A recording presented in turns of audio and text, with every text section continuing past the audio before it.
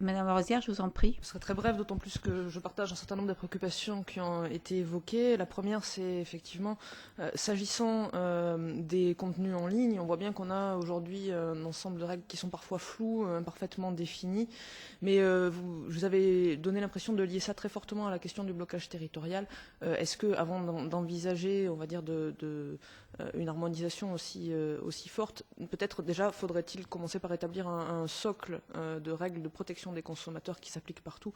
mais qui soit au moins sur un socle minimal, sans pour autant aller remettre en question de manière massive la question du blocage territorial, qui, on le sait, est très souvent lié à des mécanismes nationaux de soutien à la diversité culturelle et à la création.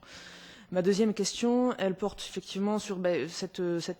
plus la question des biens tangibles, même si sur la question des œuvres culturelles peut se poser la question de la pertinence de cette discrimination. Mais s'agissant de produits, au sens strict du terme, on a une législation qui est en place et qui a été transposée depuis relativement peu de temps, qui est la directive sur les droits des consommateurs de 2011. Encore une fois, n'est-il pas un peu prématuré d'envisager une nouvelle évolution des règles de protection des consommateurs? Et par ailleurs, la distinction entre le mode d'achat, que ce soit un achat physique ou un achat en ligne, à mon sens, risque plus d'introduire du trouble chez les consommateurs qui se retrouveraient avec deux systèmes de protection différents, là où ils ont déjà à s'approprier de nouvelles règles qui sont en place depuis peu de temps.